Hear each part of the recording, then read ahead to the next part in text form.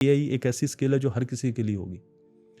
ये एक ऐसी स्किल है जो हर किसी को सीखनी होगी अगले चंद सालों में। जो नहीं सीखेगा वो रिप्लेस हो जाएगा। इंसान की तारीख में ये पहली मर्तबा हो रहा है कि हमारे पास ज़हानत जो है उससे ज़्यादा ज़हानत वाली चीज़ हमने तख्लीक कर दी और उसका नाम है एआई। आज भी दुनिया में अगर प्रोटीन का स्ट्रक्चर मालूम कर ले कोई तो उसे पीएचडी की डिग्री अवार्ड कर दी जाती है। एआई अपना एक एप्लीकेशन लॉन्च करती है कुछ अरसे पहले और उसका नाम है अल्फाफोल्ड।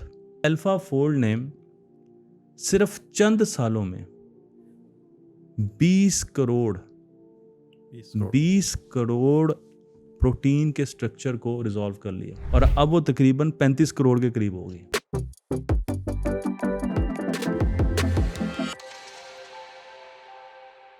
अस्सलाम वालेकुम। आज हम अदील इम्तियाज़ के साथ हैं। तख्ती जो सबका जाना पहचाना नाम है। अदील का तारुफ़ कराना ऐसा ही है जैसे सूरज को चिराग दिखाना सबकी जानी। और अदील आज हमारे साथ हैं और अदील बहुत खुशी हुई आपको इस्लामाबाद में देख के। एक बहुत बड़ी हमारी ख्वाहिश थी कि आप हमारे साथ हों। अल्हम्दुलिल्लाह आज आप FQ में भी हैं। और अदील आप जो फ्यूचर एजुकेशन पे बात कर रहे हैं और आपके आज के कुछ सेशंस में जो हमने बात सुनी कि ऐसा फ्यूचर ऑफ AI, लेकिन उसमें जो बहुत ही खूबसूरत बात हमें लगी कि आपने कहा कि इब्रार अब ये करैक्टर बिल्डिंग का एक एरा है, यानी अब करैक्टर एक हकीकत के अंदर इवॉल्व होगा। तो हम सुनना चाहते हैं कि वो क्या है और किस तरह की बात है। अस्सलाम वालेकुम इब्रार भाई, बहुत बहुत शुक्रिया। मुझे भी बड़ी खुशी हुई यहाँ पर आकर और अल्हम्दुलिल्लाह एक दिन का विज़िट था लेकिन इतने आज हमने काम किए, लेक्चर्स किए, अल्हम्दुलिल्लाह अच्छा दिन गया। देखिए, इंसान ने जितनी भी तरक्की की वो कॉग्निशन पर की। हमने जितनी भी स्पीशीज़ दुनिया में हैं उसको अगर देखा जाए, इंसान को जो बर्तरी उन पर हासिल है वो है कॉग्निशन की, ज़हानत की। हमने जहाज़ बनाए, हमने बुलेट ट्रेन्स बनाई, हमने मुख्तलिफ़ किस्म की टेक्नोलॉजीज़ बनाई, स्पेस में चले गए। तो इंसान जब लोगों को हम हायर भी करते हैं तो ये देखते हैं कि इसकी ज़हानत कितनी है, इसको मैथमेटिक्स कितना आता है, इसको फ़िज़िक्स कितनी आती है, इसने प्रोजेक्ट्स कौन से किए हैं, ठीक है, इसकी कॉम्पिटेंसी क्या है। और वो कॉम्पिटेंसी कहीं ना कहीं कॉग्निशन के साथ कनेक्ट होती है। लेकिन इंसान की तारीख़ में ये पहली मर्तबा हो रहा है कि हमारे पास ज़हानत जो है उससे ज़्यादा ज़हानत वाली चीज़ हमने तख्लीक कर दी और उसका नाम है एआई। एआई अभी मुकम्मल तौर पर उतनी ज़हीन तो नहीं हुई जितना एक इंसान है, लेकिन कई दर्जे बेहतर कुछ इलाकों में एआई ज़रूर है। मतलब मैं आपको एक एग्जांपल देता हूँ आसानी के लिए कि हमें ये बताया जाता था, और जब हम कायद-ए-आज़म यूनिवर्सिटी में थे तो हमारे बड़े दोस्त थे और वो कहते थे कि हम प्रोटीन को, उसके स्ट्रक्चर को फाइंड आउट कर रहे हैं। और जब वो प्रोटीन के आधे स्ट्रक्चर को भी फाइंड आउट कर लेते थे तो उन्हें पीएचडी की डिग्री दे दी जाती थी। आज भी दुनिया में अगर प्रोटीन का स्ट्रक्चर मालूम कर ले कोई तो उसे पीएचडी की डिग्री अवार्ड कर दी जाती है, क्योंकि प्रोटीन जिससे ज़िंदगी बनी है उसके स्ट्रक्चर से उसके फंक्शन का पता चल जाता है। इसलिए, और उसका स्ट्रक्चर जो बड़ा कॉम्प्लिकेटेड होता है, फोल्ड होता है, मैनी फोल्ड होता है, तो उसको प्रिडिक्ट करना, उसको एस्टिमेट करना, उसको मॉडल करना बहुत मुश्किल होता है। अब एक प्रोटीन के स्ट्रक्चर पर एक पीएचडी। अब इस वक्त दुनिया में आप इमेजिन करें कि कितने लोग पीएचडी कर रहे होंगे। तकरीबन 10 लाख लोग एक साल में। तो इसका मतलब ये है कि ये 10 लाख लोग जो पीएचडी करें, ये हमारी दुनिया का इस वक्त जो ब्रेन है ये लोग हैं। लेकिन एआई अपना एक एप्लीकेशन लॉन्च करती है कुछ अरसे पहले और उसका नाम है अल्फाफोल्ड। अल्फाफोल्ड ने, मैं आपके लिए भी ये बता रहा हूँ, अल्फाफोल्ड ने सिर्फ चंद सालों में 20 करोड़ प्रोटीन के स्ट्रक्चर को रिजॉल्व कर लिया, अनफोल्ड कर दिया और अब वो तकरीबन 35 करोड़ के करीब हो गई। तो एक सॉफ्टवेयर ने, उसके बनाने वाले को अभी इस मरतबा नोबेल प्राइज़ भी दिया गया है साइंसेस में, फिजिक्स में उसको नोबेल प्राइज़ दिया गया है। गूगल ने उसको प्रोक्योर कर दिया, अब वो गूगल अल्फाफोल्ड है। तो एक सॉफ्टवेयर ने 35 करोड़ या 20 करोड़ पीएचडी लोगों का काम कर दिया और वो भी तकरीबन 1 साल 1.5 साल में। तो जो ज़हानत थी, जो कॉग्निशन थी, जो साइंसेस थी, जो टेक्नोलॉजी हम डेवलप कर रहे थे, اب تو یہ ہمارے پاس نہیں رہی. ہم نے تو ایک ایسی چیز بنا دی جس کے پاس یہ ہم سے بہت زیادہ ہے. تو پھر 2035 میں جب ہم انٹرویو کر رہے ہوں گے, اپنی کمپنی کے لیے انجینئرز ہائر کر رہے ہوں گے, تو پھر کیا ہم کگنیشن دیکھیں گے؟ ہم دیکھیں گے کہ اس میں کتنی ذہانت ہے. آپ امیجن کیجئے کہ آپ کے پاس اگر ایک آدمی آتا ہے, ایک کے پاس 20 کسی بھی اسکیل پر 20 کی کوالٹی ہے, 19-20 کر لیتے, ایک کے پاس 19 ہے, تو آپ فرق نہیں کریں گے. آپ کہیں گے اچھا ان کو تھوڑی سی اے کی ٹریننگ کروا دیں گے, یہ اس سے بھی اوپر چلے جائیں گے. ایسے آپ کس چیز پر انہیں ہائر کریں گے؟ ابھی بھی ہو رہا ہے. تو آپ دیکھیں گے کہ یار یہ کتنا ریزیلینٹ ہے, یہ کتنی دیر سے ہار مانتا ہے, یہ کتنا آنیسٹ ہے. اچھا یہ بات میں خود نہیں کہہ رہا, اگر عدیل امتیاز کے تو ہم کہہ سکتے ہیں کہ یہ تو ایک پاکستانی بندہ ہے تو یہ بات کر رہا ہے. یہ بات اس وقت دنیا کے جو نامی گرامی آرگنائزیشنل سائیکالوجسٹ ہیں, ایڈم گرینٹ کی بک ہڈن پوٹینشیل میں باقاعدہ لکھی ہوئی ہے کہ جب کوگنیشن انسان سے لے لی گئی اور انسان نے وہ کوگنیشن کی جو صلاحیت ہے وہ دے دی اے آئی کو, تو اب انسانوں کو جو پرکھا جائے گا اس کی سب سے بڑا جو میٹرک ہوگا وہ ہمارا کریکٹر ہوگا. کیونکہ ذہانت جب ایکویشن سے باہر نکلتی ہے تو آپ کہیں گے یار مجھے اچھا بندہ چاہیے, مجھے آنیسٹ چاہیے, مجھے صابر بندہ چاہیے, مجھے ایسا بندہ چاہیے جس میں ول پاور ہو, جو کام کر سکے, جو کلچر کو اچھا بنا سکے. اور اس کے ساتھ ساتھ ایک اور چیز بھی فیوچر میں دیکھی جائے گی اور وہ ہوگی ہیلتھ. آپ کے پاس 24 سال کے 2 بچے آتے ہیں اور وہ آ کے کہتے ہیں جی ہم نے جاب کرنی ہے. ایک کو خدا نہ خواستہ بیماری ہے اور دوسرا بالکل ٹھیک ہے, کگنیشن اوپر نیچے بھی ہوگی, تو آپ کہیں گے یار فٹ بندے کو رکھیں تاکہ یہ لانگ ٹائم سرو کر سکیں. تو 10 سالوں میں جو دنیا چینج ہو کے ہماری طرف آئے گی وہ بڑی تیزی سے آئے گی. میں اس چیز کے بہت عرصے سے اس چیز کا پرچار کر رہا ہوں کہ ہم اس چینج کو ابھی سمجھ نہیں پا رہے. جس آرگنائزیشن میں کام کرتا ہوں وہاں پر جو کام 10 لوگ کرتے تھے, اب اے آئی کی جو پہچان رکھتا ہے یا جو اے آئی کے ٹولز یوز کرتا ہے وہ ایک بندہ وہ کام کر سکتا ہے. کچھ عرصے پہلے ہمیں ایک اسائنمنٹ دی گئی اور اس کے لیے 20 دن دیے گئے کہ 20 دنوں میں یہ کام عدیل امتیاز تم نے کرنا ہے, اور میں نے 2 گھنٹوں میں وہ کام کیا کیونکہ مجھے پتہ ہے کہ اے آئی سے کس طریقے سے کام لیا جا سکتا ہے.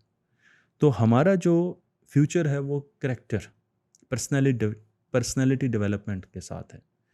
ہم اگر بچوں کو فیوچر کے لیے بنانا چاہتے ہیں تو نمبر 1 انہیں پرابلم سالور بنانا ہوگا. Analytical thinking and problem solving, اسے ورلڈ اکنامک فورم جو ہر 5 سال کے بعد ٹاپ سکلز کی ایک لسٹ نکالتی ہے اس میں 2025 تک اسے نمبر 1 دیا ہوا ہے. وہ کہتی ہے کہ فیوچر کی جو ورک فورس ہوگی وہ اس میں یہ اسکل ہونی چاہیے کہ وہ انالیٹیکل تھنکر ہو اور پرابلم سالور. اور دوسرے نمبر پہ ایک نئی چیز آئی ہے جسے ایکٹیو لرننگ کہتے ہیں, کہ وہ لائف لانگ لرنر ہو اور ایکٹیو لرنر ہو. وہ انتظار میں نہ رہے کہ میں ڈگری کروں گا تو میں سیکھوں گا. تو ہمارے جو بچے ہیں ان کو ہم جو پڑھا رہے ہیں وہ بہت لو لیول تھنکنگ سکلز ہیں. ہم ان کو یاد کروا رہے ہیں, ہم کہہ رہے ہیں جو یاد کیا ہوا وہ ریپروڈیوس کر دو, ٹھیک ہے جی, اس کو پھر تھوڑا تھوڑا اپلائی بھی کر دو. لیکن جو ہائی لیول تھنکنگ سکلز ہیں اس میں ہے کہ آپ کوئی چیز جو ہے اس کو انالائز کر سکیں, آپ ایویلویٹ کر سکیں, آپ کریٹ کر سکیں, آپ کوئی پرابلم کا سلوشن دے سکیں. کیونکہ ہم زندہ رہے ہیں, ہماری اور آپ کی جنریشن زیادہ دیر زندہ رہی ہے نالج ایج میں. نالج ایج اس وقت آئی تھی جب انٹرنیٹ آ گیا تھا, اس سے پہلے انڈسٹریلائزیشن ایج چل رہی تھی اسٹیم انجن کے آنے کے بعد. تو جب نالج ایج آئی, انٹرنیٹ آیا, تو اس وقت جن لوگوں کو فیکٹس زبانی یاد ہوتے تھے وہ آ کے باتیں کرتے تھے اور ہم ان کی باتوں کو بڑے اچھے طریقے سے سنتے تھے. تو یہ نالج ایج تھی.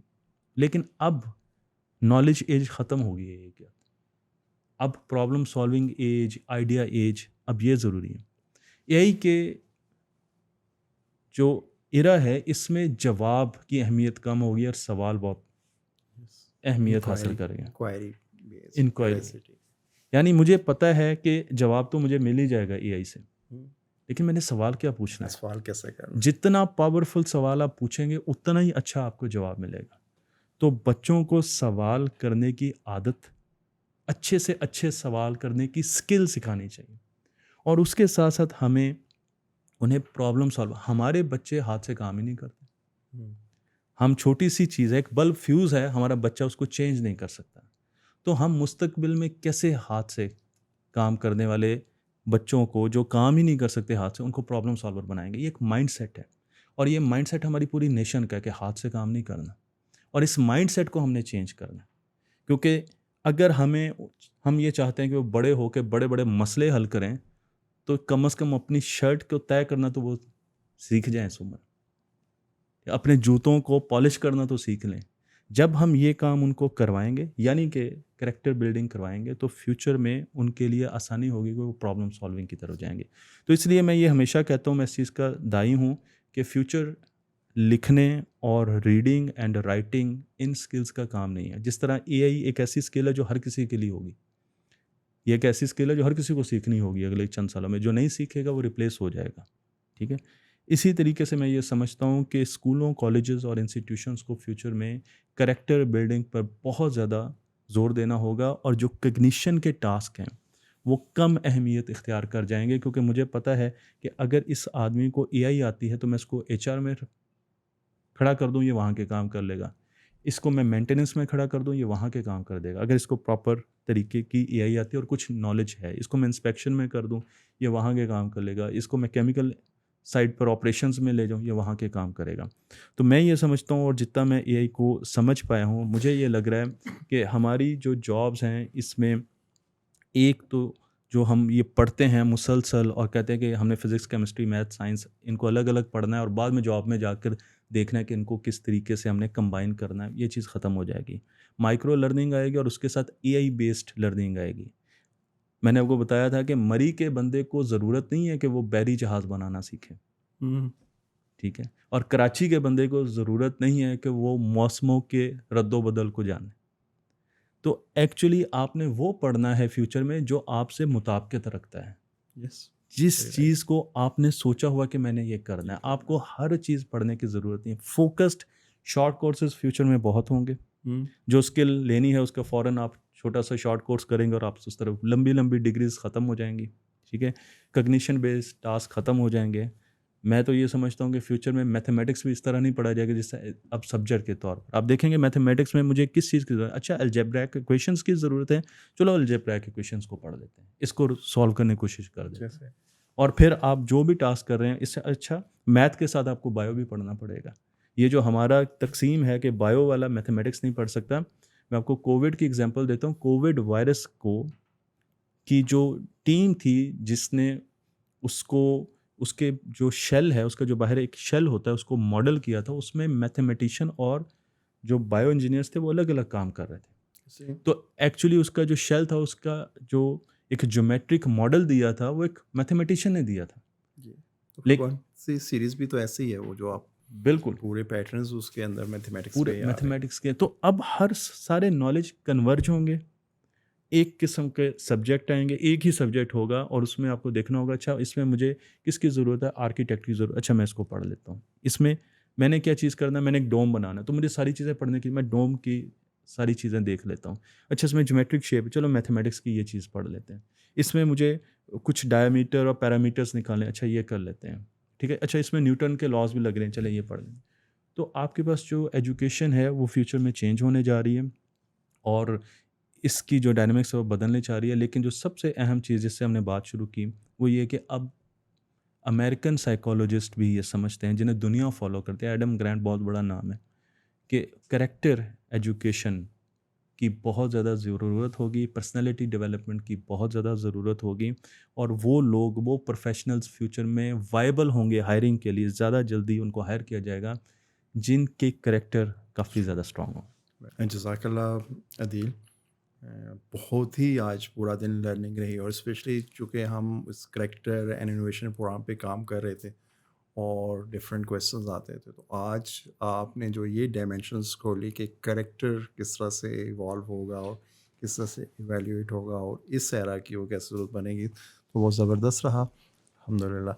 تو بہت شکریہ آپ کا کہ آپ نے اتنا ہمیں ٹائم دیا، اور انشاءاللہ ہمیں امید ہے کہ آپ نیکسٹ ٹائم کچھ اچھا ٹائم لے کے آئیں گے تاکہ ہم آپ سے اور زیادہ سیکھ سکیں اور چیزیں جو ہیں یہاں پہ لوگوں کو بہتر طریقے سے سمجھ آ سکے.